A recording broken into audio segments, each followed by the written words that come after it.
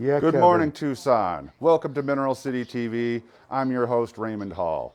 It's Monday morning, and after an exciting E12, opening and I weekend can't here at talk. I'm Mineral doing the City, there's interview. still plenty of activity Bye. to see and do here at Mineral City. Today, we're going to come to you from Building E, Room E12, with Rocco Minerals and Robert Rosenblatt. Don't call him Robert, call him Rocco. He's a good friend of mine back from New York, specializing in Herkimer diamonds and beautiful minerals from the worldwide collections. So let's go on and have a talk with Rocco. Morning, Rocco. Good morning, Ray. Good to see you again since, just a few hours ago. Can you tell us a little bit about your business? Well, my business is Rocco Minerals. I started as a Herkimer miner. I had a claim in Fonda, New York, and now I've expanded into worldwide minerals, and I still mine Herkimers and other crystals when I can get out in the field. So today I thought we would just show some of my specialties. Right now I've always specialized in Herkimer diamonds, and I've been recently sourcing a lot of minerals from the Congo, and I have a specialty in Dioptase. So we're going to feature Herkimer diamonds and Dioptase today. Awesome. Let's take a look at some of the stuff you have in the case here. Okay. We can talk about some of the different localities and structures. So we have a variety of Herkimer diamonds here, and on the top shelf as well, and bottom shelves. In Herkimer diamonds, we have several localities that are known, and then there are, of course, lots of private properties. Herkimer diamonds are mostly known for the clear crystals. They're so clear when they come out of the ground. They dubbed them diamonds when they were first found. And here we have this shelf that you're looking at now. There's a bunch of skeletal crystals. Like, let's take this skeletalized crystal, which came out of Middleville, New York. And you can see the growth habits are different on the skeletals, but yet there's a great deal of clarity within the crystals. And this came from Middleville, New York, which has two feed digging localities, the Ace of Diamonds mine and the Herkimer Diamond Development, and they're right next to each other. And in that strata, you also find clear crystals.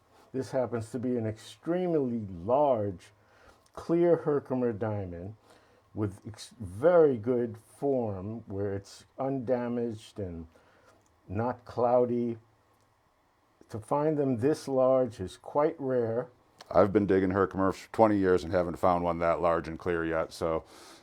You can see some of the black inclusions in there, which are hydrocarbons in Middleville, and that would be the black inclusions you see from that locality. Then you get to Little Falls, New York, which also produces Herkimer diamonds, but a rare form. This is known as the black stem Herkimer diamond scepter, coming out of Little Falls, New York. This came out of North Treasure Mountain, which today is known as Diamond Mountain. And it is a feed digging locality that you can book online. As if you look up Diamond Mountain, you can go hunt for Herkimer diamonds, sometimes find scepters or skeletal crystals, like I mentioned before, at Little Falls, New York, the Diamond Mountain. On the south side of the river, the Mohawk River, you also have Treasure Mountain, which is not a feed digging locality, but also produces Herkimer diamond crystals, black stem scepters, and skeletalized form Herkimer diamonds. Occasionally, there's a rare form of Herkimer diamond that associates on the black Herkimer Drusy. That's this specimen here, which is an exquisite variety of the Herkimer diamond on the black Herkimer Drusy. This came out of Middleville, New York, at the Herkimer Diamond Development right around 1981. This is a superb example of the Herkimer diamond secondary growth over the black Drusy. If you go to St. Johnsville, you're going to find Herkimer diamonds that are associated with marcasite. Now, normally, they don't produce as gemmy crystals. Occasionally, they do produce skeletalized crystals, which is quite rare from Benchmark Quarry, which is a dolomitic limestone trap rock quarry used for road fill. And they don't allow collecting, but occasionally there are collection. There was as a matter of fact, there was a local resident named Bill Haladish who was able to drive in that quarry after their blasts, load up his truck and go home. And he did that for approximately 20 years. This was one of maybe the finest skeletalized Herkimer found in the Benchmark Quarry in St. Johnsville. And huge.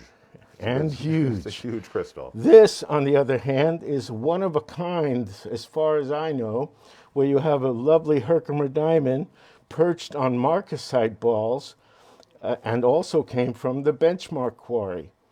It is another unusual manifestation of marcasite found as needle rods. This came out of Middleville, and was probably collected right around 1980, I believe by either Glenn Petrie or Ken Silvey. And you have these marcasite rods included in the Herkimer diamond. Let's show one more crazy one. Here in the back. In the back there. From Treasure Mountain on the south side of the Mohawk River in Little Falls, you have an association of Herkimer diamonds with calcite on dolomite. So here you see typical Herkimer diamond crystals that are found in Little Falls, generally not quite as gemmy as the ones in Middleville, but the calcites are very typical, but getting a large matrix piece like this with the combination is exceedingly rare. In fact, I've never seen another one quite that dynamic. And that's the other thing I would mention is often the Herkimer diamonds, when forming in pockets, they form in groups in the pocket, laying down. And when the pocket is open up and you need to extract the crystals, they come out loosely. They're not firmly attached. So many of the groups, in fact, 90%, I would say at least, come out individually, and you have to reconnect them at their joining points. So most groups like this are reconnected by gluing them back together, and it's accepted as being a way to show how they formed in the pocket. Great information. That was a lot for everyone to take in. I hope you guys really appreciated all that wonderful information. Let's show one more crazy Herkimer cluster that we brought out. I'm not going to pick this one up. We're going to leave this one right on the stand, but it is astonishing. That is a huge cluster, reconnected, and it's probably got about 100 crystals, because there's lots of little crystals all over the back as well. And you can imagine the job it is when you find these and they come out loosely, and you've got to find the spots where they reconnect, and then the process of gluing back reconnection is quite involved in order to get the specimen to accommodate drying while it is going back together. That is an amazing specimen, no question about it. Well, not only just Herkimers, you've also recently been bringing in lots of Congo material to Tucson every year. So I would love to show some people some of this beautiful Dioptase that you've brought this year. Some really large cabinet specimens. So as Tomac of Spirifa knows, as he has gone to the Congo, there are several mines in the Congo that have been producing fabulous Dioptase specimen. And the mines, sometimes their associations are quite different. These ones here, like this is a giant Dioptase with chrysocolla that came out of the Renaville mine in the Congo, and as are several of these others, larger, spectacular pieces. Occasionally, this is associated with calcite and chrysocolla. Then there's another mine known as the Sanda mine, and that one often is associated with quartz. And this specimen of Dioptase on quartz has a Drusy coating of quartz over the specimen as well. This is just a lovely little group of straight dioptase from the Sanda mine. And as you move along, there was another mine, the Natola mine. The Natola mine were often associated with mimetite, wolfenite. This one also has motramite and duftite on it. So it's quite, you can also find them with cerussite. This cerussite, this specimen comes from the Sanda mine. You have cerussite crystals and dioptase on the same specimen. The Sanda stuff on the quartz is my favorite personally. I love the contrast and the sparkle. I'm going to go ahead and pull one out. I want to show people up close under the light. And let's get it in the light a little better.